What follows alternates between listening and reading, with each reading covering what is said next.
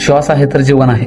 शरीर जर मजबूत करायचं असेल तर आपण व्यायाम करतो, पण आपल्याला जर मनावर नियंत्रण ठेवायचं असेल यावर एकच उपाय आहे, तो म्हणजे प्राणायाम. प्राणायामाने आपल्या श्वसनावर नियंत्रण ठेवलं जातं. एन्झायटी, डिप्रेशन या गोष्टी दूर होण्यास सुरुवात होते. सकाळची फक्त सुरुवातीला तुम्ही 20 मिनिटं देऊ शकता आणि हे 2 प्राणायाम नक्की तुम्ही ट्राय करू शकता. त्यामध्ये पहिला आहे अनुलोम विलोम. एक नाकपुडी अंगठ्याने बंद करून व्हिडिओमध्ये दाखवल्याप्रमाणे तुम्हाला ही क्रिया करायचं आहे. एका नाकपुडीमधून आत श्वास घ्यायचा आहे आणि दुसऱ्या नाकपुडीमधून श्वास बाहेर सोडायचा आहे. दुसरा जो प्राणायाम आहे तो म्हणजे भस्त्रिका.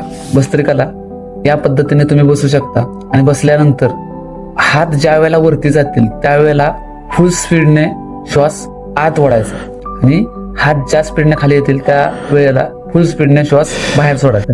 हे तुम्हाला करायचं आहे. आणि या जर दररोज केल्या तुमचं मनावर एवढं नियंत्रण राहील.